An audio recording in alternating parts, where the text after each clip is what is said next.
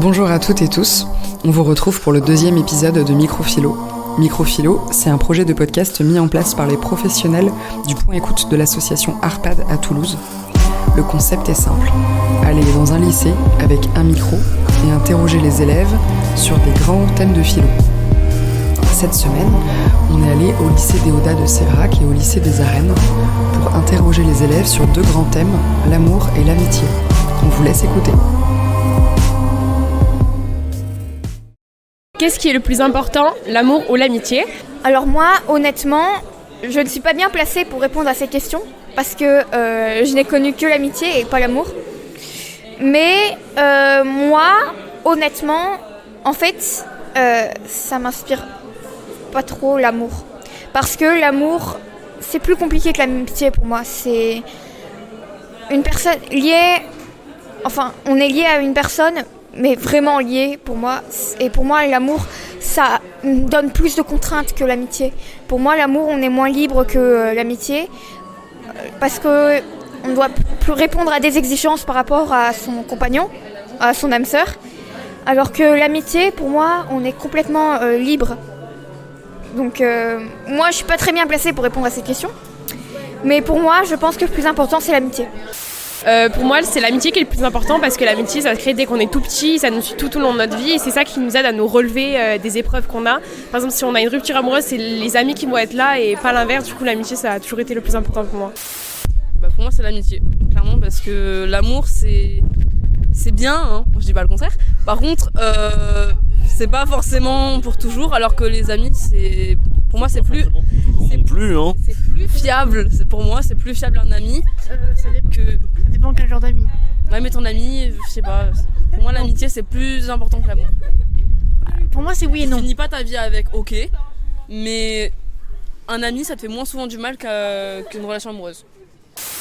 Après, sur la séparation qu'il disait, un ami, moi par exemple, un ami, je peux ne pas le voir pendant 1 ou 2 ans, le revoir, et ça aura pas changé, ce sera toujours mon pote. Alors que si j'ai une copine qu'on se voit pas pendant 1 ou 2 ans, bah ce sera peut-être plus ma copine. Donc voilà. Alors moi, ma réponse, c'est que pour moi, l'amitié, c'est plus important que l'amour, dans le sens où c'est plus durable. En fait, l'amour, c'est pour un temps précis, et l'amitié, ça peut durer toute une vie s'il n'y a pas de problème. L'amour aussi, mais l'amitié, je trouve que c'est plus fort, c'est plus sincère des fois.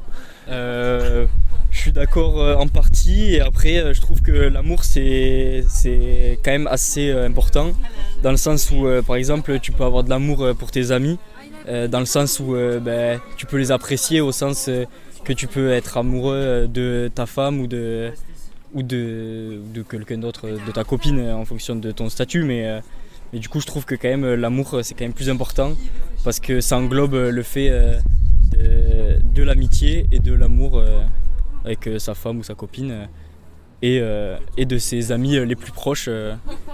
Je trouve que c'est une forme d'amour, sans parler, je sais pas comment l'expliquer, mais ce qu'on disait, c'était l'amour que tu as pour ta femme, c'est pas le même que tu as pour tes amis, mais c'est quand même une forme d'amour. Donc, peut-on aimer tout le monde ? Du coup non, parce que c'est comme la phrase on est forcément le con de quelqu'un. C'est comme on peut pas forcément être aimé par tout le monde, par conséquent on peut pas aimer tout le monde. Enfin, pas toutes les personnalités sont compatibles, on peut pas forcer tout le monde à aimer tout le monde, du coup, non. Pouvons-nous vivre sans amour ? Donc pour moi c'est non, parce que pour moi ce n'est pas nécessaire, quoi.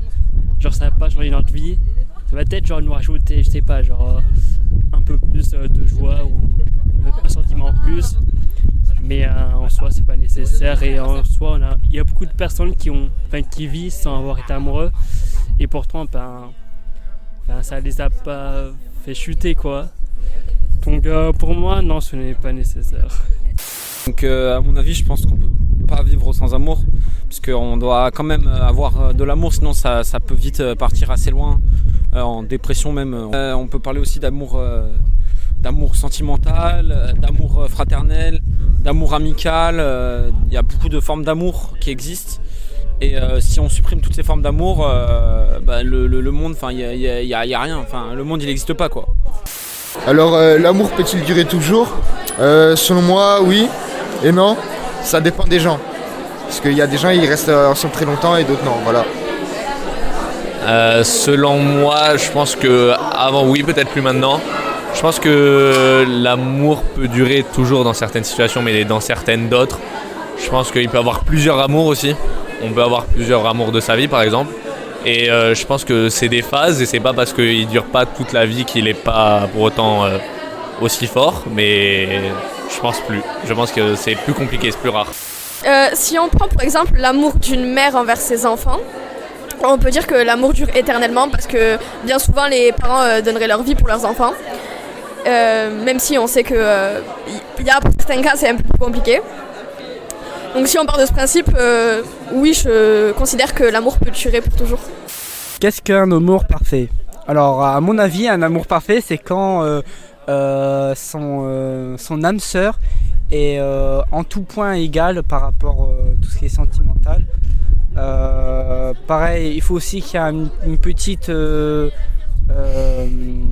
quand on n'est pas très égal, mais quand il y a aussi une différence, ce qui est bien aussi en amour.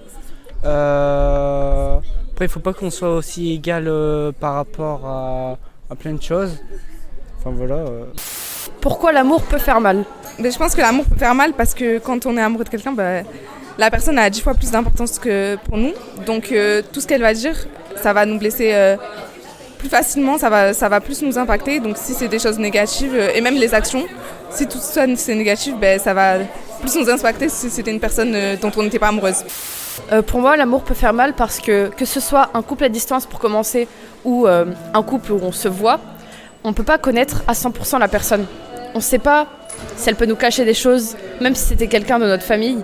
On ne peut pas la connaître à 100%, c'est pas nous-mêmes. Donc pour moi, on ne peut pas savoir. Et la personne, à tout moment, elle peut changer, elle peut faire quelque chose de négatif.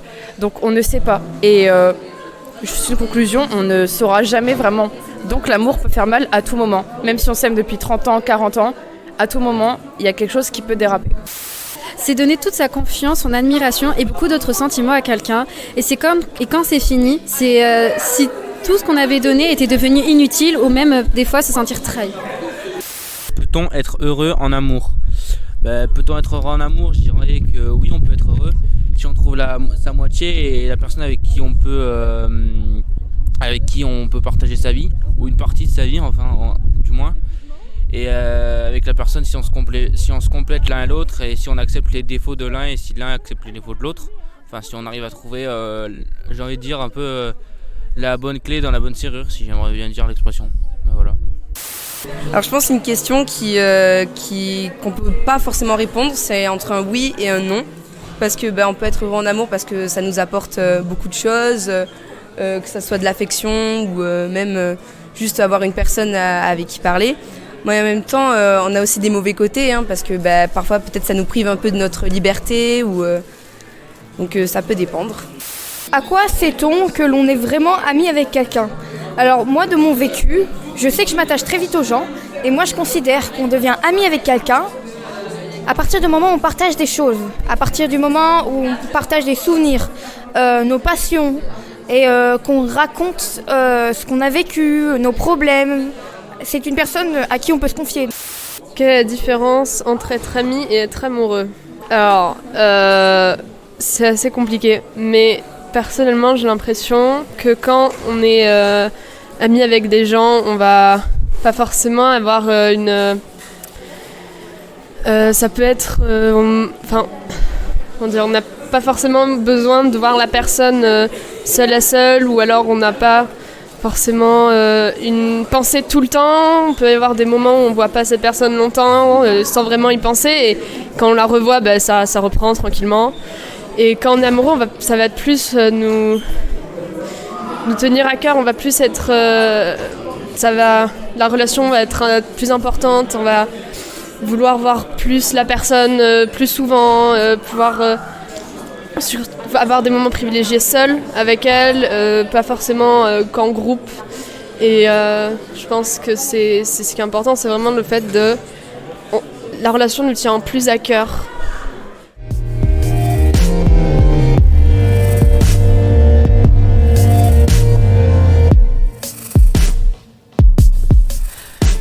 merci au lycée des Arènes et au lycée Déodat de Sévrac pour leur accueil. Et surtout un immense merci et un gros bravo à tous les élèves qui ont pris leur courage à deux mains pour venir parler à notre micro sur des questions vraiment pas évidentes. On espère que cette écoute vous aura plu et vous aura peut-être vous aussi fait réfléchir.